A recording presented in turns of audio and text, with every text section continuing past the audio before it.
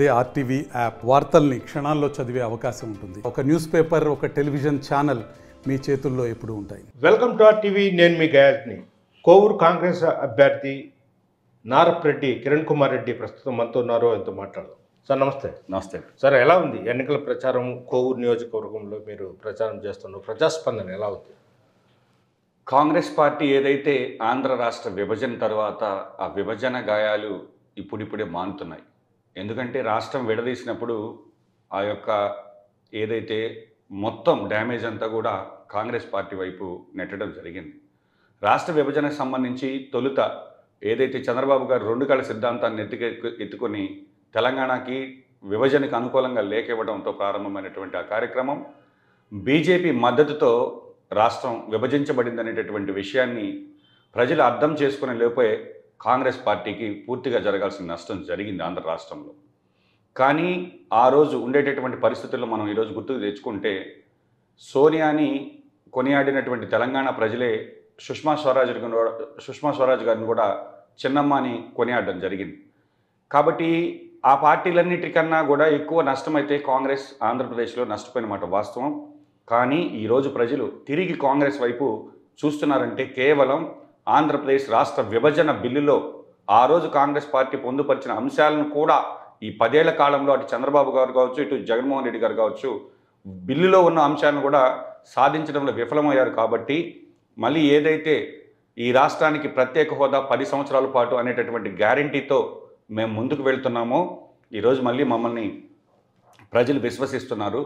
ఆంధ్ర రాష్ట్ర అభివృద్ధి ప్రత్యేక హోదాతోనే సాధ్యమని, ప్రత్యేక హోదా ఇండియా కూటమి అధికారంలోకి వచ్చిన వెంటనే 10 సంవత్సరాల పాటు ఇస్తాం రాహుల్ గాంధీ హామీతో మేము ఈరోజు ప్రజల్లోకి వెళ్తుంటే తిరిగి కాంగ్రెస్ పార్టీ ఆంధ్రప్రదేశ్లో ఆ కాంగ్రెస్ జెండా రెపరెపలాడుతుంటే మేము పుట్టినప్పటి నుంచి కాంగ్రెస్కి ఓటేసే వాళ్ళము, ఇప్పుడు కాంగ్రెస్కి ఓటేస్తామని స్వచ్ఛందంగా ప్రజలు ముందుకు రావడం చూస్తుంటే కోవూరు నియోజకవర్గంలో కాంగ్రెస్ ఈసారి బలమైన ముద్దను వేయబోతుందని స్పష్టంగా తెలియజేస్తారు. అయితే కోవూరు నియోజకవర్గంలో ఇటు తెలుగుదేశం పార్టీ నుంచి వేమిరెడ్డి ప్రశాంత్ రెడ్డి బాగా ధనవంతులు, పెద్ద కాంట్రాక్టు, పారిశ్రామికత. ఇటు చూస్తే వైఎస్ఆర్సీపీ నల్లపరెడ్డి ప్రసన్న కుమార్ రెడ్డి, వాళ్ళకు 40 సంవత్సరాల ఒక చరిత్ర ఉంది. అంటే వీళ్ళిద్దరి మధ్యన మీ పోటీ ఎలా ఉండబోతుంది? ఈరోజు కోవూరు నియోజకవర్గం ఈ 175 నియోజకవర్గాల్లో ఒక ప్రత్యేకమైనటువంటి కోవూరు నియోజకవర్గం ప్రత్యేకత ఉంది దానికి. ఎందుకంటే అక్కడ కమ్యూనిస్టుల యొక్క ప్రభావం, గతంలో జక్కా వెంకయ్య గారు శాసనసభ సభ్యుడిగా గెలవడం కావచ్చు, అదేవిధంగా మహానుభావుడు పుచ్చలపల్లి సుందరయ్య గారు జన్మించినటువంటి గ్రామం ఈరోజు కోవూరు నియోజకవర్గంలో ఉంది. కోవూరు నియోజకవర్గ ప్రజలు, ఓటర్లు వాళ్ళు చాలా విభిన్నంగా ఆలోచించేటటువంటి మనస్తత్వం గలవాళ్ళు. ఈ మాట ఎందుకు చెప్తున్నానంటే ప్రసన్న కుమార్ రెడ్డి గారికి 6 సార్లు శాసనసభ్యుడిగా అవకాశం ఇచ్చారు. ఈరోజు నియోజకవర్గంలో ఏ గ్రామానికి వెళ్ళినా సమస్యలు స్పష్టంగా కనబడుతున్నాయి. ముఖ్యంగా తీర ప్రాంత గ్రామాల్లో తాగునీటికి కూడా ఇబ్బంది పడేటటువంటి పరిస్థితులు కంటి ముందు కనబడుతున్నాయి. కాబట్టి 6 సార్లు అవకాశం ఇచ్చినట్టు, ఒకసారి మంత్రిగా చేశారు, 6 సార్లు ఎమ్మెల్యేగా చేశారు, మళ్ళీ మనం ఓటేసినా కూడా ప్రయోజనం లేదు అనేటటువంటి స్పష్టతకు అక్కడ వైఎస్ఆర్ కాంగ్రెస్ పార్టీ మీద అయిష్టంగా ఉన్నారు. దాంతోపాటుగా ఏదైతే జగన్మోహన్ రెడ్డి గారు ఆ రోజు వైఎస్ఆర్ కాంగ్రెస్ పార్టీకి సంబంధించి రాజశేఖర రెడ్డి గారి పరిపాలన తెస్తాను, సుపరిపాలన తెస్తానని ఓట్లు వేయించుకొని ఒక బ్రిటిష్ ఈస్ట్ ఇండియా కంపెనీ లాగా ఇసుక అమ్ముకుందామా, మద్యం అమ్ముకుందామా, లేదనుకుంటే ఏది కనబడితే అది వ్యాపారం మొదలుపెట్టాడనేటటువంటి విషయం స్పష్టంగా ఈరోజు ప్రజలకు అర్థమైంది. ఈసారి ఓటు వేస్తే వైఎస్ఆర్ కాంగ్రెస్ పార్టీకి ఇసుక ట్రక్కు 50,000 రూపాయలు చేస్తారేమో, మద్యం చీపు లెక్కర 500 చేసినా కూడా అడిగే నాదుడే లేడు. ఇది నియంత పరిపాలన. ఈ నియంత పరిపాలన అంతమొందించకపోతే ప్రజలు ఇబ్బందులు పడతారని ప్రజలు స్పష్టంగా ఒక అవగాహనకి రావడం జరిగింది. ఈరోజు ఎందుకు చెప్తున్నామంటే ఈరోజు ఏదైతే రాజశేఖర రెడ్డి గారు చనిపోయిన తర్వాత కూడా పేదల హృదయాల్లో జీవించున్నాడంటే ఒకటి ఆరోగ్యశ్రీ. అట్లాంటి ఆరోగ్యశ్రీ పరిమితి మేము ఈరోజు 25 లక్షలకు పెంచామని చెప్పుకుంటున్నారే తప్ప ఈరోజు నెల్లూరు జిల్లాకు సంబంధించి నెల్లూరులో ఉండేటటువంటి సూపర్ స్పెషాలిటీ కార్పొరేట్ హాస్పిటల్ 3 హాస్పిటల్స్లో కూడా ఈరోజు ఆరోగ్యశ్రీ అందుబాటులో లేదంటే దానిని బట్టి ప్రజలు అర్థం చేసుకోవాలి. ఏదైతే రాజశేఖర రెడ్డి గారు సంజీవినిగా ఆయన పేరును కూడా అట్లాంటి పథకాన్ని కూడా సరిగా నిర్వహించలేకనేటువంటి జగన్మోహన్ రెడ్డి గారిని ప్రజలు విశ్వసించే పరిస్థితుల్లో లేరని తెలియజేస్తున్నాం. అలాగే అంటే ఇకపోతే వేమిరెడ్డి ప్రశాంత్ రెడ్డి గారి గురించి మీరు అడిగారు. ఆమెకి ధనబలం ఉంది, ఖచ్చితంగా దానిలో ఎటువంటి అనుమానం లేదు. ఎందుకంటే ఎవరైనా కూడా ఒక ఎమ్మెల్యే స్థాయి అభ్యర్థిగా ఈరోజు కోవూరు శాసనసభ నియోజకవర్గంలో ఆమె నిలబడిందంటే కేవలం ధనం తప్ప మరి ఏ అర్హత ఉందని నేను ఈరోజు చంద్రబాబు గారిని అడుగుతున్నా. ఏదైతే కోవూరు నియోజకవర్గంలో తెలుగుదేశం కార్యకర్తల ఆత్మ గౌరవాన్ని ప్రశాంత్ రెడ్డి కాళ్ల ముందు పెట్టిన వ్యక్తి ఈ చంద్రబాబుని గుర్తించుకోమని చెప్తున్నాను. నేను చెప్తున్నా మళ్ళీ, కోవూరు నియోజకవర్గ ప్రజలారా, ఈ కోవూరు నియోజకవర్గానికి ఆమె మరో జయలలిత కాబోతుంది. జయలలిత ముందు ఏ విధంగా అయితే నాయకులు మోకరిల్లాలో ఆ విధంగా మోకరిల్లాల్సిన పరిస్థితి ఏర్పడుతుంది. కాబట్టి ఓటు వేసే ముందు ఇటు వైఎస్ఆర్ కాంగ్రెస్ పార్టీకి సంబంధించి కావచ్చు, ఇటు తెలుగుదేశం పార్టీకి సంబంధించి కావచ్చు, కాంగ్రెస్కి సంబంధించి కావచ్చు, ఒక పేదవాడిని, ఒక సర్పంచ్గా పనిచేసిన వాడిని, గ్రామాల్లో ఉండే ఇబ్బందులు తెలిసిన వాడిని, కార్యకర్తల యొక్క కష్టం తెలిసిన వాడిని కాబట్టి నేను రోజు మీ అందరిని వేడుకుంటున్నా, ఒక్కసారి కాంగ్రెస్ పార్టీని ఆదరించండి, నాకు అవకాశం ఇవ్వండి. 5 ఏళ్లలో కోవూరులో సమస్యలు లేని నియోజకవర్గం, ఘర్షణలు లేని నియోజకవర్గం, అక్రమ కేసులు లేని నియోజకవర్గం, అక్రమ మైనింగ్ లేని నియోజకవర్గం నేను చూపిస్తానని స్పష్టంగా చెప్తున్నాం. కాంగ్రెస్ పార్టీ ఈరోజు స్పష్టమైన గ్యారెంటీలతో మేము ముందుకు వస్తున్నాం. మా మేనిఫెస్టో ఏదైతే ప్రత్యేక హోదా సంజీవని స్వయాన జగన్మోహన్ రెడ్డి గారు చెప్పారో, ఈరోజు కేవలం 23 మంది ఎంపీలను ఇస్తే పార్లమెంట్లో ప్లకార్డు కూడా ప్రదర్శించలేదంటే దానిని బట్టి అర్థం చేసుకోమని చదువుకున్న యువతను ముఖ్యంగా వేడుకుంటున్నా. ఈరోజు ప్రత్యేక హోదా 10 సంవత్సరాలు కాంగ్రెస్ పార్టీ ఇస్తుంది. అదేవిధంగా రైతులకు 2 లక్షల వరకు రుణమాఫీ చేస్తుంది. ఏదైతే కష్టకాలంలో, కరువు కాలంలో వలసలు ఉండకూడదని కార్మికుల కోసం, కష్టాల్లో ఉండేటటువంటి కూలీల కోసం ఉపాధి హామీ పథకాన్ని తెచ్చిన కాంగ్రెస్ పార్టీ ఈరోజు ఉపాధి హామీ సంబంధించినటువంటి కూలీ 200 నుంచి 400 రూపాయలకి పెంచబోతా ఉంది. అదేవిధంగా కేజీ నుంచి పీజీ వరకు ఉచిత విద్య కావచ్చు.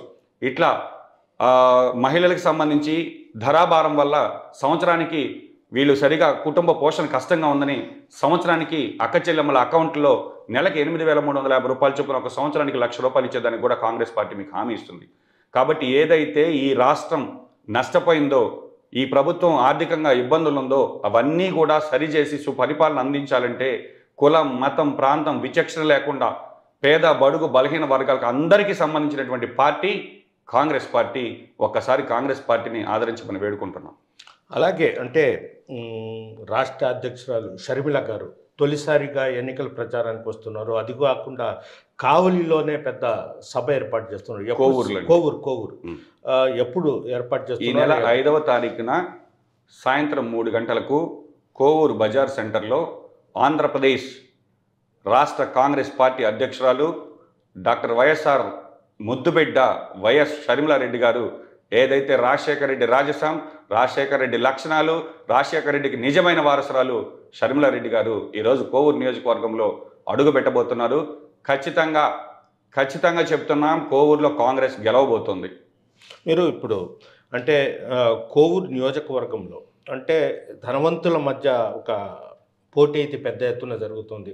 అయితే మద్యము, డబ్బు ఏరులై పారుతుంది. మీరు ఎలా చూస్తారు సార్? ఈరోజు మనం చదువుకునే ముందు, ఏదైతే ఎన్నికల ముందు చదువుకున్న యువత, ముఖ్యంగా వాలంటీర్లు ఉన్నారు, జొమాటో, స్విగ్గీలో పనిచేసేటటువంటి యువత ఉన్నారు.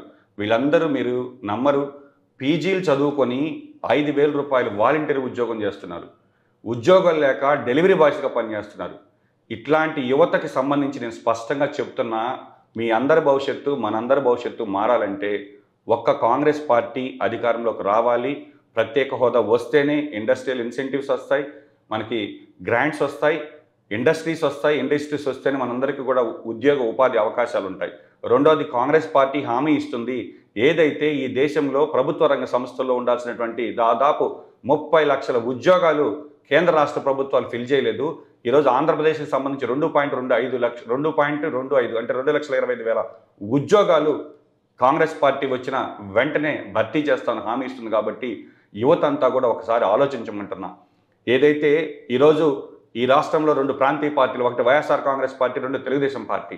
తెలుగుదేశం పార్టీ యొక్క పరిపాలన బాగలేదు, చెత్తగా ఉందనే కదా మనం జగన్మోహన్ రెడ్డి గారిని ఆదరించి మనం అవకాశం ఇస్తే ఆయన ఇంకా పరిపాలన ఇంకా చెత్తగా చేస్తే మళ్ళీ తిరిగి ఆ చెత్త పరిపాలనకు వెళ్దామా, లేదా ఏదైతే ప్రజాస్వామ్యబద్ధంగా ప్రజాస్వామ్యంలో సెక్యులర్ పార్టీకి ఉండి అన్ని వర్గాలను హక్కులు చేర్చుకునే కాంగ్రెస్ పార్టీకి ఓటేద్దామా అని ఒకసారి ఆలోచించమంటున్నా. ఈరోజు మీ ముందుండేటటువంటి జెండాల్ని ఒక్కసారి చూడండి, వాటి యొక్క ఎజెండాలను చూడండి, ఆ పార్టీల యొక్క సిద్ధాంతాలను చూడండి, ఒక్కసారి కాంగ్రెస్ పార్టీ వైపు చూడమని కోరుకుంటున్నాం. అలాగే అంటే ప్రధానంగా కోవూరు నియోజకవర్గంలో ఎలాంటి సమస్యలు అక్కడ నిరుద్యోగపోవాలంటే ఏం చేపడితే బాగుంటుందని మీరు కోవూరు ప్రజలు? కోవూరుకి సంబంధించి రాజకీయ పార్టీలు ఎప్పుడూ హామీలు ఇస్తానే ఉన్నాయి. ఈ రెండు పార్టీలకు సంబంధించి కోవూరు షుగర్ ఫ్యాక్టరీకి సంబంధించి అక్కడ కార్మికులకు సంబంధించినటువంటి బకాయిలు కావచ్చు, రైతులకు సంబంధించినటువంటి బకాయిలు కావచ్చు, ఆ రోజు కోవూరు ఫ్యాక్టరీని మేము మళ్ళీ తిరిగి షుగర్ ఫ్యాక్టరీని మేము తిరిగి పునః ప్రారంభిస్తామని చెప్పినటువంటి హామీ ఈరోజు వాళ్ళు నెరవేర్చడంలో ఫెయిల్ అయ్యారు. కాబట్టి చంద్రబాబు నాయుడు చెప్పారు, అందుకే సార్ ఇటు వైఎస్ఆర్ కాంగ్రెస్ పార్టీ ఇద్దరు ఫెయిల్ అయ్యారు. కాబట్టి వాళ్ళ మాటలు నమ్మద్దంటున్నాం. ముఖ్యంగా కోవూరుకి సంబంధించినంత వరకు ఇఫ్కో సెజ్ ఏదైతే ఉందో ఆ సెజ్కి సంబంధించి జగన్మోహన్ రెడ్డి గారు వచ్చి ఒక ఫ్యాక్టరీకి శంకుస్థాపన చేసే దాన్ని ప్రారంభించారు తప్ప ఆ సెజ్ని కంప్లీట్గా డెవలప్ చేసింటే ఈరోజు ఈ జిల్లాలో నిరుద్యోగం అనేది లేకుండా ఉండేటటువంటి పరిస్థితి. కాబట్టి స్పష్టంగా కోవూరు నియోజకవర్గానికి సంబంధించి ఈరోజు ఏదైతే మౌలిక సదుపాయాలకు సంబంధించి రోడ్స్, డ్రైన్స్ కావచ్చు, తాగునీరు కావచ్చు, అదేవిధంగా రైతులకు సంబంధించి కనిగిరి రిజర్వాయర్కి సంబంధించి ఏదైతే ఉందో కనిగిరి రిజర్వాయర్ ఈరోజు మొత్తం కొల్లగొట్టారు గ్రావెల్. కాబట్టి రైతులకు సంబంధించినటువంటి డెల్టా ఏరియాలో ఉండేటటువంటి కాలువల ఆధునీకరణ కావచ్చు, వాటి యొక్క లైనింగ్ కావచ్చు, ముఖ్యంగా రైతు సమస్యలు కావచ్చు. ఈరోజు రైతులు ఎటువంటి ఇబ్బందులు పడుతున్నారంటే, ఒక రైతు కోవూరు నియోజకవర్గంలో పెన్నా నది కళ్ళ ముందు ప్రవహిస్తుంటుంది. ఒక పేదవాడు ఒక ట్రక్కు ఇసుక తెచ్చుకోవాలంటే సెబ్బోళ్ళు చడ్డుపడతారు, వాళ్ళు కేసులు పెడతారు. అదేవిధంగా ఒక రైతు తన పొలంకి 4 ట్రిప్పులు మట్టి దొలుకోవాలన్నా, గులక దొలుకోవాలన్నా పర్మిషన్ కోసం ఆఫీసుల చుట్టూ తిరగాలి, వాళ్ళ మీద కేసులు పెట్టేటటువంటి పరిస్థితి. ఒక భయానక వాతావరణం సృష్టించి సెబ్ అనే దాన్ని అడ్డం పెట్టుకొని ఈరోజు వీళ్ళు వేల కోట్లకు ఇసుక, గ్రావెల్ ఇవన్నీ తరలిస్తున్నా కూడా ఇట్లాంటి వాళ్ళకు కూడా చదువుకున్న మనం మళ్ళీ ఆదరిస్తే వాళ్ళ పరిపాలన ఇంక ఏ విధంగా ఉంటుందో ఒక్కసారి ఆలోచించమని కోవూరు ఓటర్ మహాశైల్ని వేడుకుంటున్నా.